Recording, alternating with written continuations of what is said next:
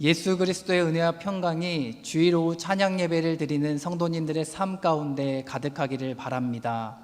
우리 옆사람과 앞뒤 사람과 사랑의 인사 나누겠습니다. 참 잘 오셨습니다. 네, 참 잘 오셨습니다. 다시 한번 인사할 때 이렇게 인사하겠습니다. 신앙의 성장과 성숙을 이루어 갑시다.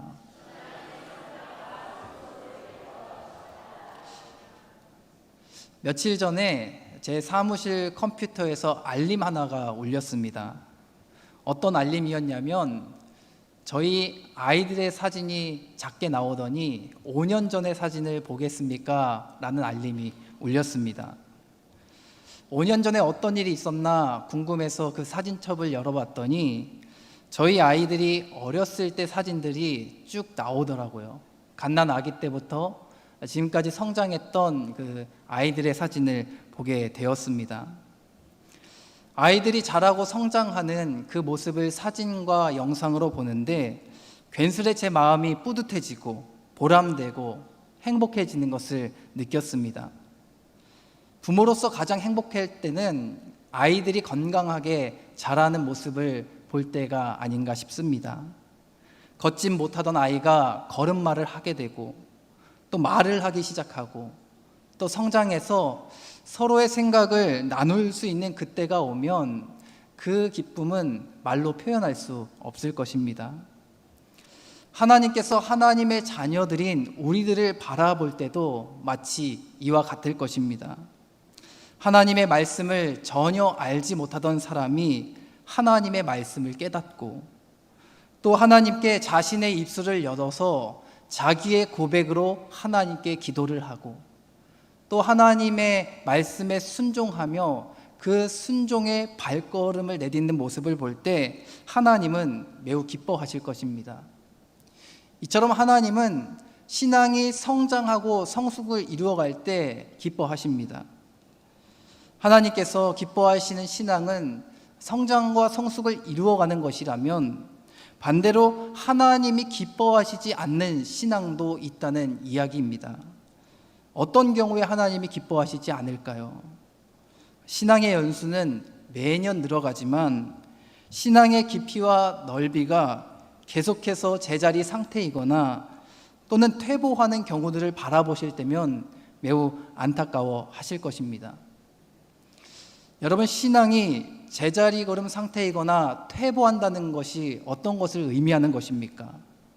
형식은 있지만 하나님과 나와의 마음의 거리가 좀처럼 가까워지지 않는 상태를 의미하는 것입니다.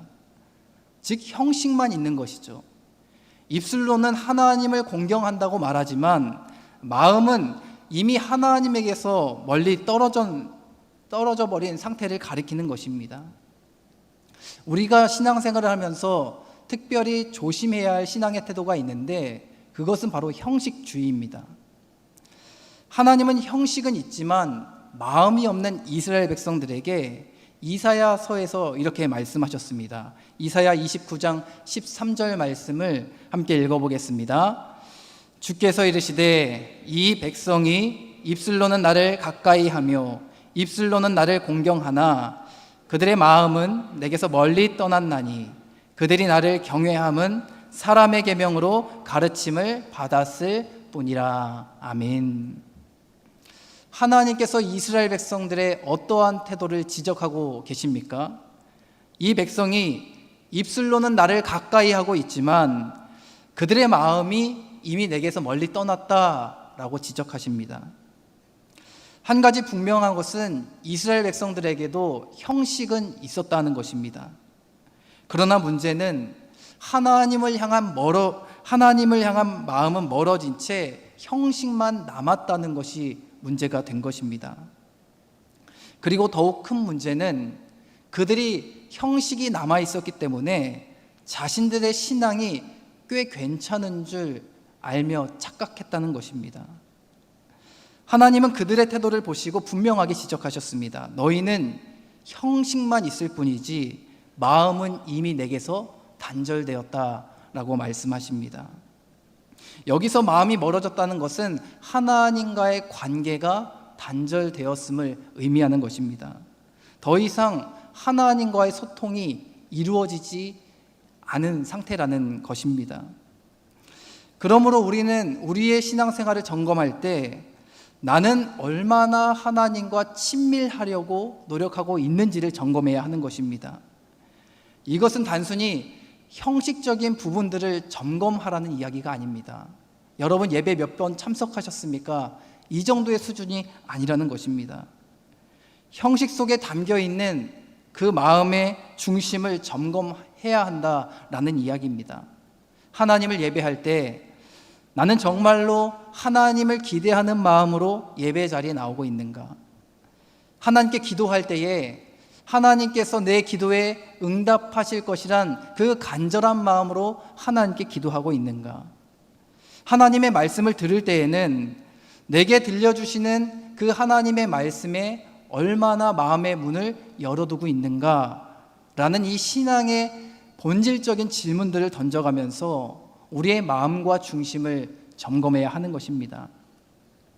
왜냐하면 하나님과의 친밀한 관계가 사라지면 우리의 신앙은 형식만 남아있는 형식주의가 될 가능성이 매우 높기 때문입니다. 사랑하는 성도 여러분, 하나님과 친밀한 관계가 없는 신앙생활은 형식주의를 낳고 우리의 신앙을 퇴보하도록 만듭니다. 그리고 형식주의자가 되어버린 사람들의 더욱 큰 문제는 자신이 얼마나 지금 영적으로 무기력한 상태에 빠져 있는지를 캐치하지 못한다는 것입니다.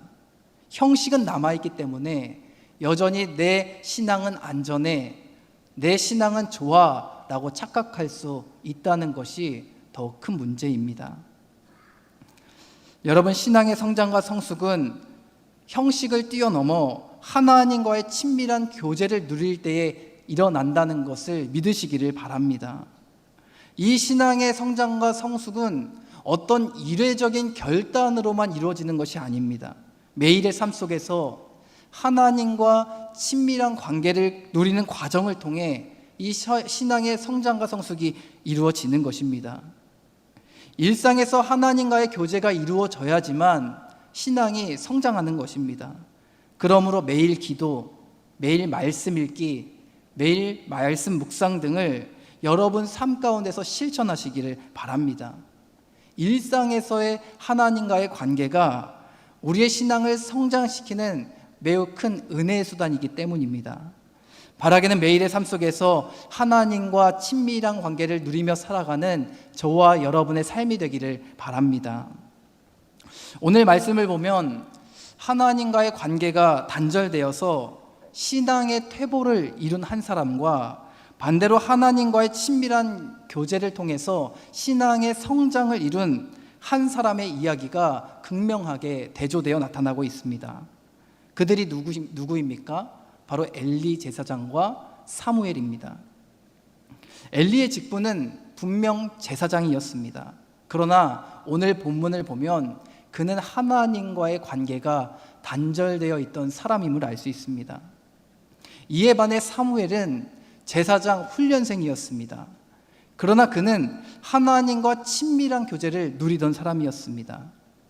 하나님과 교제가 단절된 엘리 제사장은 영적으로 쇠퇴하는 모습을 보이지만 하나님과 친밀한 교제를 누리던 사무엘의 신앙은 점점 더 자라나기 시작하며 영적 암흑기 시대 속에서 한 줄기의 빛을 발하는 인물로 등장하게 됩니다.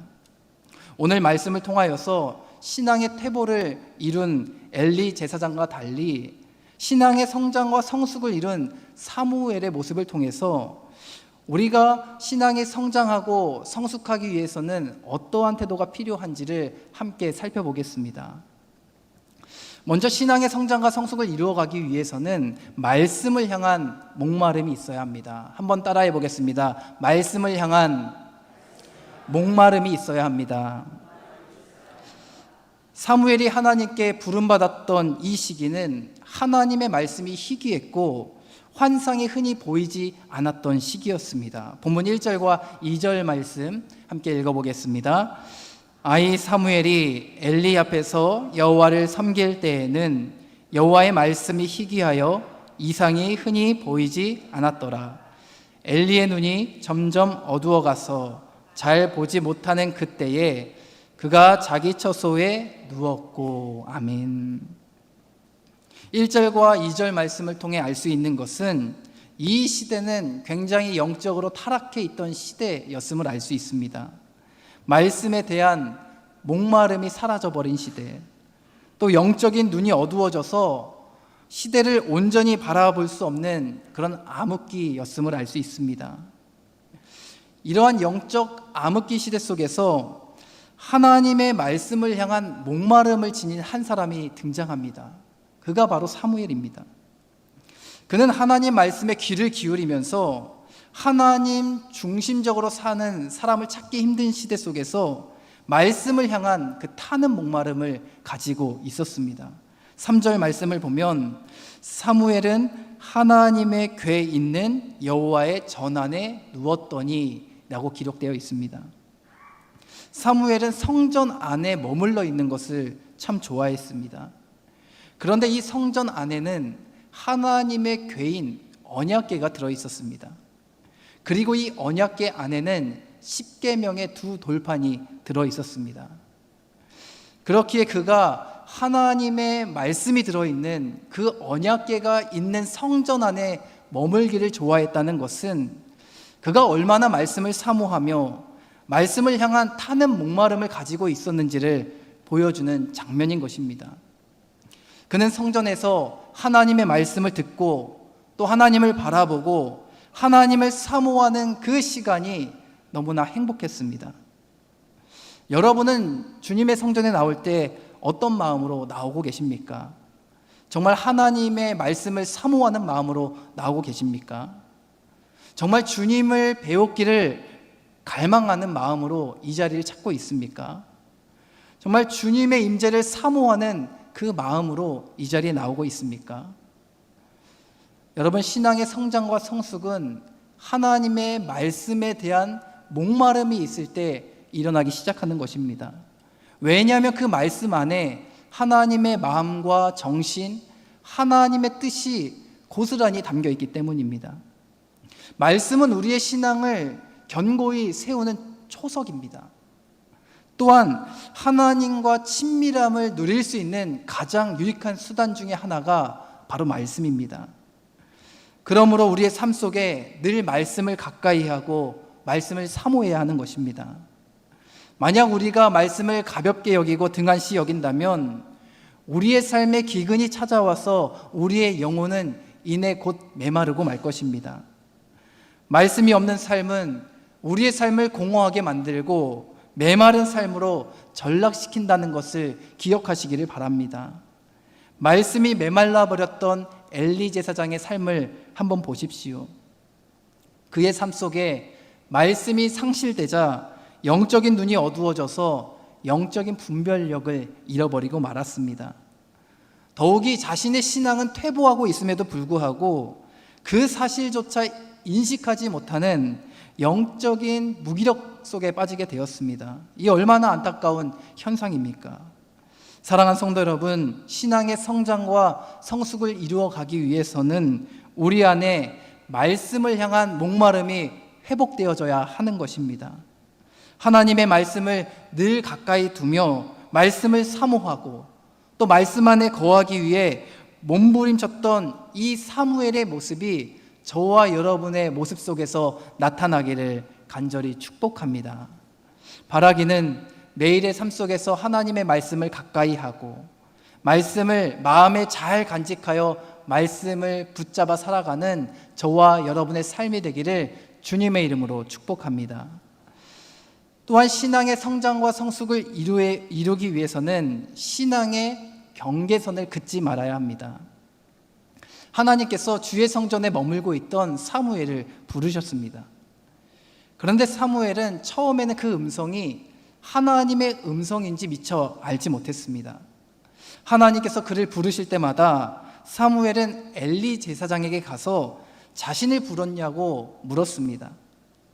그런데 우리가 함께 주목해서 살펴볼 것은 하나님께서 그를 부르실 때마다 그는 늘 한결같은 대답을 했다는 것입니다. 비록 그 음성이 하나님의 음성인 줄 알지는 못했지만 그때마다 똑같이 내가 여기 있습니다, 제가 여기 있습니다 라는 대답을 반복했습니다. 즉 그는 하나님의 부르심에 늘 제가 여기 있습니다 라는 긍정적인 대답을 했던 사람입니다. 이것은 사무엘에게 주님이 부르시면 제가 그 일을 능히 감당하겠습니다 라는 순종하는 마음과 태도가 있었다는 것을 보여주는 것입니다. 참으로 아름답지 않습니까? 제가 하겠습니다 라는 이 준비된 자세와 이 태도를 갖춘 사람들을 하나님이 어찌 기뻐하지 않을 수가 있겠습니까? 저도 일을 하거나 사역을 하다 보면 남들은 하지 않으려 하는데 선뜻 제가 하겠습니다 라는 고백을 하는 사람을 보면 마음이 굉장히 행복해집니다. 하나님도 그렇지 않겠습니까? 이러한 태도로 신앙생활을 하는 사람을 어찌 기뻐하지 않을 수 있겠습니까? 그렇다면 여러분은 어떠한 태도로 신앙생활을 하고 있습니까? 주님이 부르시면 주님 제가 여기 있습니다, 주님이 말씀하시면 제가 듣고 그 일을 감당하겠습니다 라는 긍정적인 태도를 가지고 신앙생활을 하고 있습니까? 아니면 어떻게든 하나님의 말씀을 요리조리 피해 다니려는 태도로 신앙생활을 하고 있습니까? 많은 경우 안타깝게도 후자인 경우들이 많습니다. 하나님의 부르심에 적극적으로 대답하지 않고 긍정적으로 대답하지 않습니다.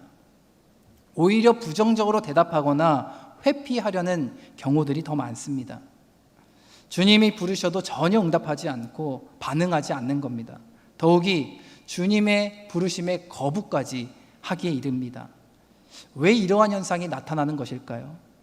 저는 이 말씀을 묵상하면서 왜 이러한 현상이 우리 안에 나타날까라고 생각했을 때 아마도 자기 스스로 이미 결정해 둔 신앙의 경계선이 있기 때문은 아닐까라는 생각을 하게 되었습니다.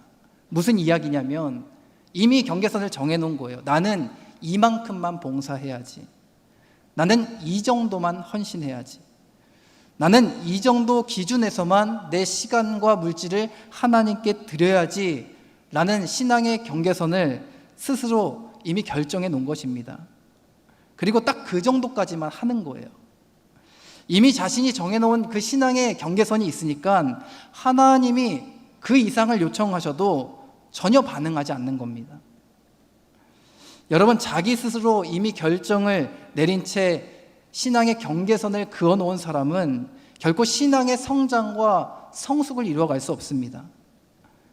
그런데 이 사무엘은 신앙의 경계선을 긋지 않았던 사람이었습니다.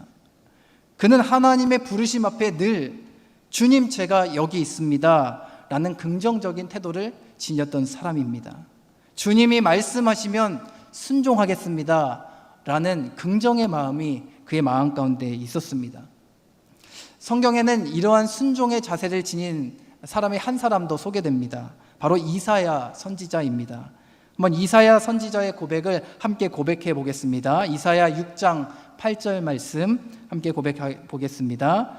내가 또 주의 목소리를 들으니 주께서 이르시되 내가 누구를 보내며 누가 우리를 위하여 갈고 하시니 그때에 내가 이르되 내가 여기 있나이다 나를 보내소서 하였더니. 아멘.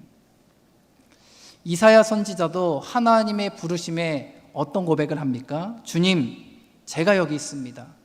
나를 보내소서, 나를 사용해 주소서 라는 아름다운 믿음의 고백을 하나님께 올려드립니다. 하나님은 그를 통해서 남유다의 심판과 회복을 선포하도록 하셨고 특별히 예수 그리스도의 오심에 대해 예언하도록 하셨습니다.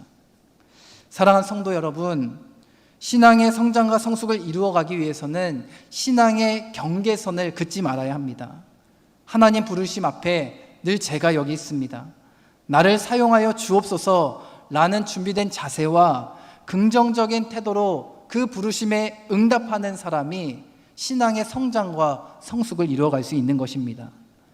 바라기는 하나님께서 여러분을 부르실 때에 하나님 제가 여기 있습니다, 나를 사용하여 주옵소서 라고 대답했던 사무엘과 같이 아름다운 긍정의 고백을 할 수 있는 저와 여러분이 되기를 주님의 이름으로 축복합니다. 마지막으로 신앙의 성장과 성숙을 이루어가기 위해서는 열린 마음으로 듣는 자세가 필요합니다. 사무엘은 하나님이 부르셨을 때 하나님의 말씀을 열린 마음으로 들었습니다. 10절 말씀을 함께 읽어보겠습니다. 여호와께서 임하여서서 전과 같이 사무엘아 사무엘아 부르시는지라 사무엘의 이르되 말씀하옵소서 주의 종이 듣겠나이다 하니. 아멘. 하나님의 말씀을 대하는 이 사무엘의 자세를 보십시오. 그는 하나님의 말씀을 경청할 줄 아는 사람이었습니다. 하나님의 말씀을 들을 줄 아는 겸손함이 있었던 사람입니다. 주님이 말씀하시면 주의 종이 듣겠습니다 라는 태도를 가지고 하나님 말씀을 경청했습니다. 이것은 하나님의 말씀을 적극적으로 수용하고 경청하겠다라는 것입니다. 지혜의 책인 잠언을 보면 하나님의 말씀을 적극적으로 경청하고 수용하는 태도가 지혜에 이르는 길이라고 이 지혜자는 이야기합니다. 잠언 2장 1절과 2절 말씀 함께 읽어보겠습니다. 내 아들아, 내가 만일 나의 말을 받으며 나의 계명을 내게 간직하며 내 귀를 지혜에 기울이며 내 마음을 명철에 두며. 아멘. 어떤 사람이 지혜자입니까? 지혜인 하나님 말씀에 귀 기울이고 그 말씀을 받아들이고 주신 말씀을 마음에 새기는 사람이 바로 지혜자입니다. 그러므로 하나님의 말씀을 들을 때에는 늘 겸손해야 하는 것입니다. 주님이 말씀하시면 주의 종이 듣겠습니다, 제가 듣겠습니다 라는 경청하는 마음과 수용하는 태도가 우리에게 있어야 하는 것입니다. 즉 열린 마음으로 하나님의 말씀을 들어야 하는 것입니다. 그러나 많은 경우 하나님의 말씀을 들을 때에 열린 마음보다는 닫힌 마음으로 들을 때가 많이 있습니다. 주님 한번 말씀해 보십시오. 그러면 그 말씀 제가 한번 들어보고 제가 결정하겠습니다 라는 식의 태도로 하나님의 말씀을 듣습니다. 주님이 말씀하시면 제 지식과 경험과 판단에 비추어 보고 그 말씀을 제가 수용할 수 있는지 수용할 수 없는지는 제가 결정하겠습니다 라는 태도로 하나님의 말씀을 듣습니다. 즉 닫힌 마음이란 자신의 경험이나 지식을 앞세워서 모든 것을 먼저 판단하는 태도를 의미하는 것입니다.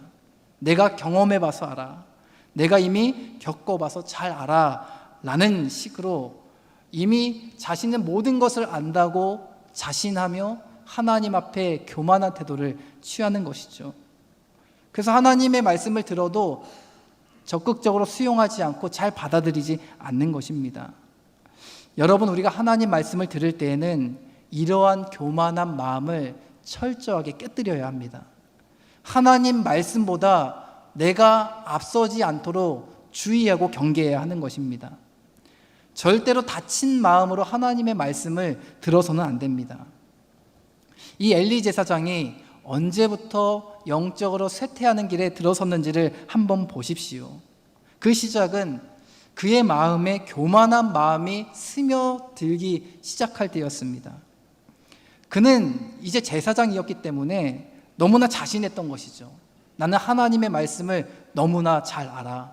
그러니까 이제 내 생각과 경험을 앞세워서 모든 것을 판단할 거야 라는 그 교만한 마음이 그 마음 가운데 자리 잡았던 것입니다. 자기가 이미 모든 것을 잘 안다는 그 교만한 마음이 그와 하나님과의 관계를 단절시켜 버린 것입니다. 자기의 지식과 경험을 앞세웠던 판단했던 그 닫힌 마음이 하나님과의 관계를 단절시켜 버린 것입니다. 사랑하는 성도 여러분, 하나님의 말씀을 들을 때에는 열린 마음으로 겸손한 마음으로 들어야 하는 것입니다. 그리고 하나님의 말씀을 들을 때에는 적극적으로 수용하는 태도를 지녀야 합니다. 닫힌 마음으로 또 교만한 마음으로 하나님의 말씀을 대하는 사람은 하나님의 그 온전하신 뜻을 발견하지 못합니다. 신앙의 성장과 성숙은 어떤 태도로 하나님의 말씀을 받아들이느냐에 따라 달려 있습니다. 간절히 소망하기는 여러분이 사무엘이 하나님께 주님이 말씀하시면 제가 듣겠습니다 라며 나아갔던 것처럼 하나님 말씀 앞에 열린 마음으로 겸손한 마음으로 나아갈 수 있기를 주님의 이름으로 축복합니다. 하나님이 기뻐하시는 신앙은 날마다 성장과 성숙을 이루어가는 신앙입니다. 엘리 제사장은 신앙이 퇴보함으로 멸망의 길에 들어서게 되었지만 사무엘은 날마다 신앙의 성장과 성숙을 이루어냄으로써 영적 암흑의 시대 속에서 한 줄기의 희망을 비춘 인물로 하나님께 귀하게 쓰임 받았습니다. 우리 또한 날이 갈수록 신앙의 진보를 이루어가야 합니다. 신앙의 성장과 성숙을 이루어가기 위해서는 우리 안에 말씀을 향한 목마름이 있어야 하고 또 말씀 앞에 신앙의 경계선을 긋지 말아야 하고 열린 마음으로 들으며 나아가야 합니다. 간절히 바라기는 저와 여러분이 신앙의 성장과 성숙을 이룬 사무엘과 같이 매일의 삶 속에서 하나님의 말씀을 가까이 함으로 하나님과 친밀한 교제를 누림으로 신앙의 성장과 성숙을 이루어 나가시기를 주님의 이름으로 간절히 축원합니다.